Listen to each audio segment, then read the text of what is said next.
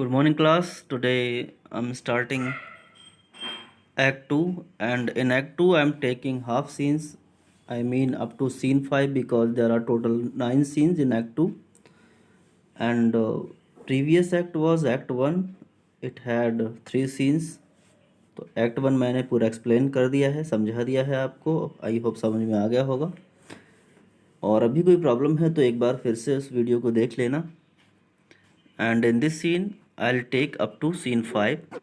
So here this is scene 1. This scene begins with a lot of pomp, was visual and verbal. Pomp and show means एक दिखावा, show off करना. तो पूरे show off के साथ ये scene start होता है when prince of Morocco enters the scene, enters the room of Portia and where the caskets were put for the trial. तो यहाँ पर प्रिंस ऑफ मोरक्को अपनी तारीफ करता है और he is of dark complexion yet confident of his charm and valour. यानी उसका जो कलर कॉम्प्लेक्शन है वो डार्क है. He is black but he is very proud of his bravery and proud of his weapons. वो अपनी बहादुरी पे, अपने वेपन्स पर बहुत घमंड करता है. कहता है कि मेरे सामने किसी को भी ले आओ, मैं किसी को भी डरा सकता हूँ. और क्या कहता है कि चाहे वो भूखा भेड़िया हो या फिर कोई भालू हो, कोई भी जानवर हो, और सबसे बहादुर इंसान को मेरे सामने ले आओ तो मैं उससे भी चैलेंज कर सकता हूँ. वो ये सब कुछ पोर्शिया को इम्प्रेस करने के लिए कहता है. और कहता है कि कलर की बात है तो कलर, ये जो उसका प्लैनेट है वो कहता है कि मोरक्को वो उसके पास बहुत पड़ता है, सन की पास है. इट मीन्स ये इक्वेटर पे है जहाँ पर धूप बहुत लगती है तो लोग काले हो जाते हैं. तो कहता है कि किसी भी गोरे इंसान को यहाँ पर ले आओ वो भी काला हो जाएगा. तो ये तो धूप की वजह से है और नेचुरल है. और क्या कहता है कि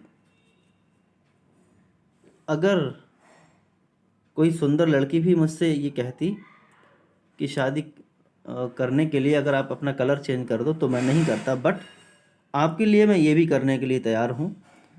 लेकिन क्या कहता है, तो यहाँ पर प्रिंस ऑफ मोरक्को बड़ी बड़ी ढींगे मारता है कि मैं ये कर सकता हूँ, वो कर सकता हूँ. बट पोर्शिया बाद में क्या कहती है, पोर्शिया उससे वही कहती है कि मेरे हाथ में नहीं है कि मैं किसको चूज़ करूँ और किसको रिजेक्ट करूँ. ये सब कुछ बेस्ड है लॉटरी ऑफ द कैस्केट पर.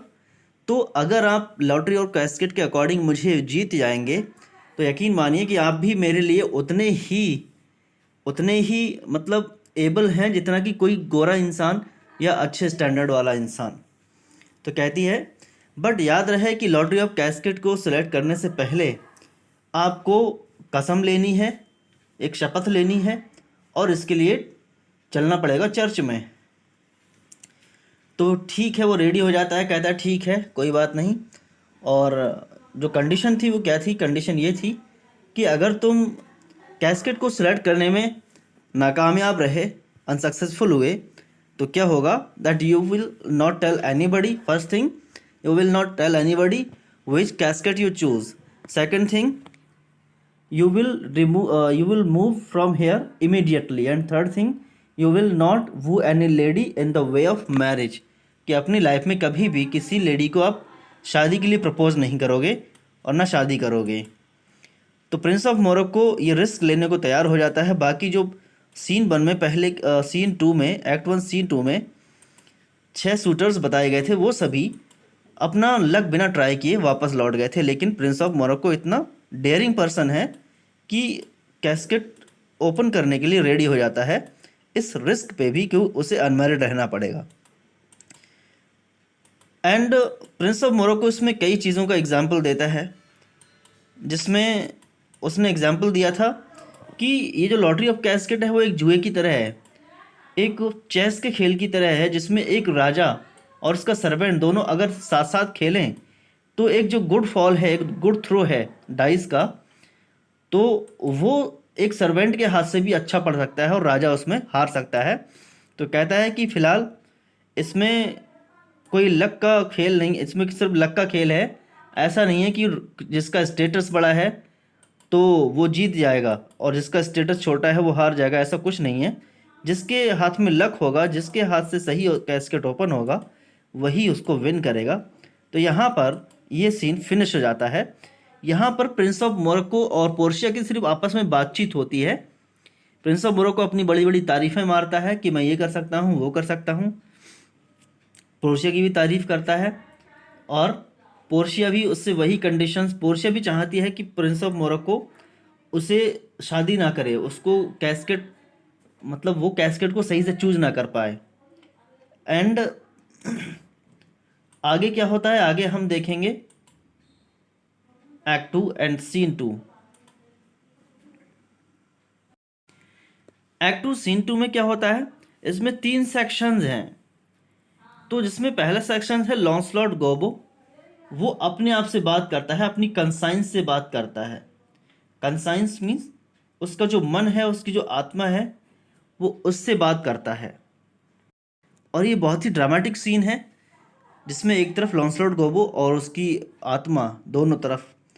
तो एक उसमें डेविल है, कहता है कि एक जो मेरा मन है वो डेविल का काम कर रहा है, और एक जो मन है वो एक एंजल का काम कर रहा है। तो एंजल क्या समझाता है कि नहीं, अपने मालिक को धोखा मत दो, मालिक को छोड़ के मत जाओ। बट डेविल क्या कहता है कि तुम यहाँ से चले जाओ, ये शाइलॉक है, तुम्हें ठीक से खाने पीने को सामान नहीं देता है, कपड़े पहनने को नहीं देता है, तुम्हें बिल्कुल भिखारियों जैसी हालत बना रखी है, तो तुम यहाँ से चले जाओ।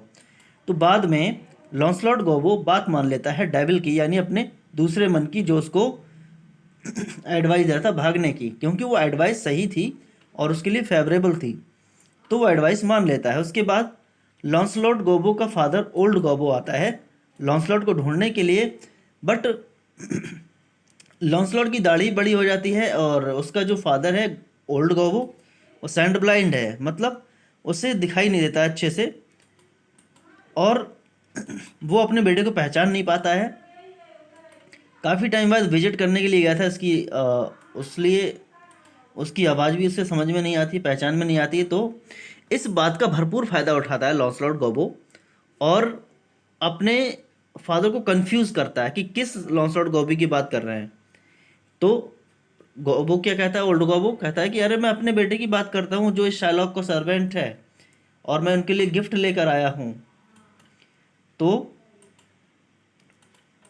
काफ़ी कन्फ्यूजन के बाद में एडमिट करता है कि मैं ही लॉन्सलॉट गोबो हूँ, जब उसका फादर एकदम थक जाता है सोच विचार के।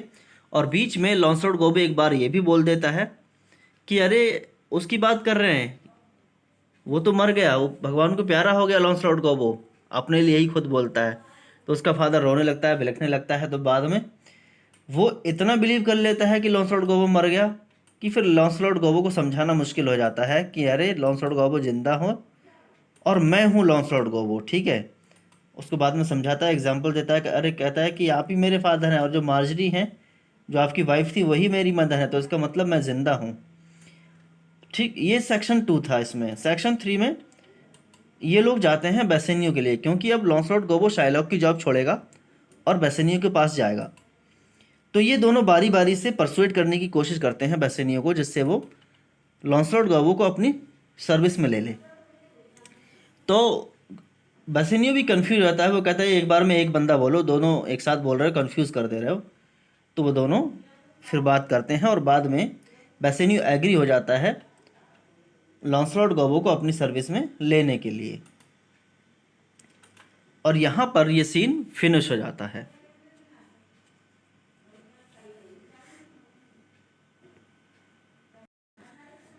फिर एक्ट 2 एंड सीन 3 में हम देखते हैं शाइलॉक की डॉटर जेसिका और लॉरेंजो का लव अफेयर यहाँ पर ओपन होता है। शाइलॉक यहाँ पर सीन में प्रेजेंट नहीं है, बट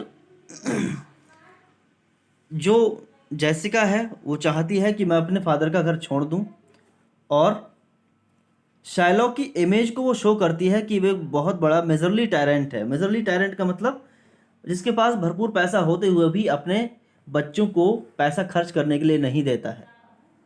तो जेसिका प्लान बनाती है लॉरेंजो के साथ भाग जाने का, और एक दूसरे रीजन के लिए, क्योंकि शाइलॉक जो है क्रिश्चियंस को हेट करता है। तो जेसिका लैंसलॉट को एक मैसेज देती है कि जाओ लॉरेंजो को डिलीवर कर देना, और उसमें एक सीक्रेट प्लान बना हुआ था कि वो शाइलॉक के यहाँ से भाग जाएगी और लॉरेंजो शादी कर लेगी। तो यहाँ पर इस सीन में यही सारी बातें होती हैं। And next scene 4 opens at, ये जेसिका के एलोपमेंट का एक सब प्लॉट है, यानी उसमें जेसिका के भागने की स्टोरी आगे बढ़ती है। वेनिस में क्या होता है, वेनिस में बेसेनियो बेलमोंट जाने की तैयारी करता है और उस खुशी में वो एक मास्क पार्टी को ऑर्गेनाइज करता है, जिसमें उसके साथ साथ लॉरेंजो जेसिका को भगाने का प्लान भी बना लेता है। सभी लोग उसमें साथ देते हैं, तो वो प्लान भी साथ में चलता है। लॉन्सलॉट उसी टाइम पे जेसिका का लेटर देता है लॉरेंजो को, और लॉरेंजो ग्रेशियानो को इन्फॉर्म करता है कि जेसिका एक टॉर्च बेरर के रोल में आएगी। ठीक है, टॉर्च बेरर के रोल में वो इसमें मास्क पार्टी में परफॉर्म करेगी और भेस बदल कर आएगी जिससे कोई पहचान ना पाए। Would escape from her father's house with money and jewels to elope with him, और क्या कहता है कि वो अपने फादर के घर से आ जाएगी और अपने साथ बहुत सारा रुपया, पैसा, ज्यूल्स, सब कुछ लेकर आ जाएगी। और इसमें एक कंट्रास्ट क्रिएट होता है कि जो वेनिस है, वेनिस का वर्ल्ड है, उसमें क्या क्या चीज़ें हैं, डिस्गाइज है, लॉयल्टी है, फ्रीवोलिटी है। ठीक है, डिस्गाइज मतलब जो सभी लोग डिस्गाइज होते हैं मास्क पार्टी में, लॉरेंजो, जेसिका और दूसरे सभी साथी। लॉयल्टी यानी वफादारी, जो जेसिका लॉरेंजो के साथ वफादारी रखती है। एंड फ्रीवोलिटी, फ्रीवोलिटी मतलब भाग जाना या घबराहट होना। ये सारी चीज़ें यहाँ पर देखने को मिलती हैं। सीन 4 में ये सारी बातें हैं। एंड सीन 5, इसमें एक ड्रामेटिक आयरनी है कि शाइलॉक अपनी डिसीटफुल डॉटर को बहुत ज़्यादा ट्रस्ट करता है। डिसीटफुल मतलब धोखेबाज लड़की पे भरोसा करता है और अपनी सारी पोजीशंस उसके ऊपर छोड़ देता है, और जबकि वो प्लान बनाती है वहाँ भागने का, उसको धोखा देने का। तो शाइलॉक कहाँ जाता है, डिनर के लिए जाना चाहता है, और शाइलॉक इंक्लाइन नहीं जाने के लिए, क्योंकि पहली बात तो वो क्रिश्चियन है और वहाँ पर वो लोग पिग्स भी बनाएंगे, खाएंगे उसको, तो वो उससे नफरत करता है। बट लास्ट में ये डिसाइड कर लेता है कि वो प्रोडिगल क्रिश्चियन है। प्रोडिगल मतलब अंदर पैसा उड़ाने वाला, पैसा खर्च करने वाला। तो चलो थोड़ा 2-4 चीज़ें हम भी उसमें हाथ आजमा लेते हैं, देखेंगे उसका क्या है। He fears that all is not well and gives instructions to Jessica to lock and guard his house. तो उसे डर लगता है,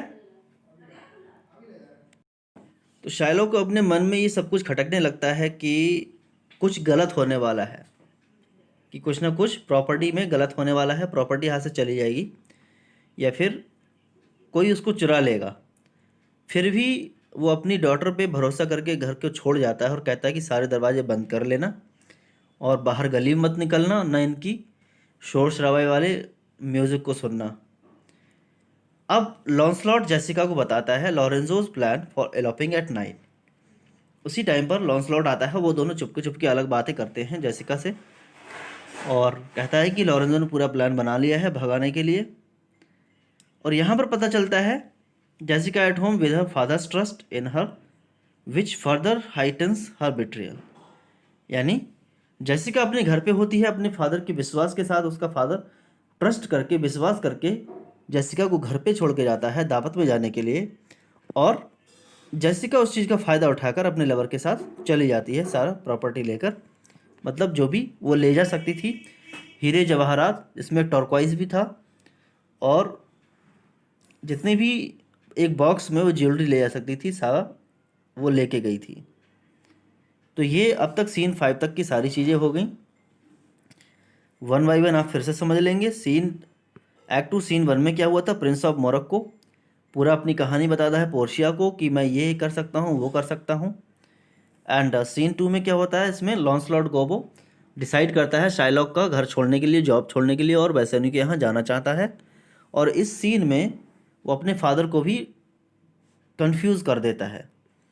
एंड सीन 3 में यहाँ पर लॉरेंजो और जेसिका का अफेयर दिखाया जाता है, और वो भी वहाँ से भागने का प्लान बनाती है, एंड सीन 4 में क्या होता है, ये पार्टी जो मस्क पार्टी होती है उसका ऑर्गेनाइजेशन इसमें दिखाया गया है। एंड सीन 5 में शाइलॉक पार्टी में चला जाता है और जिसका फ़ायदा उठाकर जेसिका अपना पूरा प्लान बना लेती है। बाकी जो रिमेनिंग 4 सीन्स हैं उसको एक वीडियो में कंपाइल करूँगा, वो वीडियो भी जल्द आएगी। Thanks for watching this video, have a wonderful day.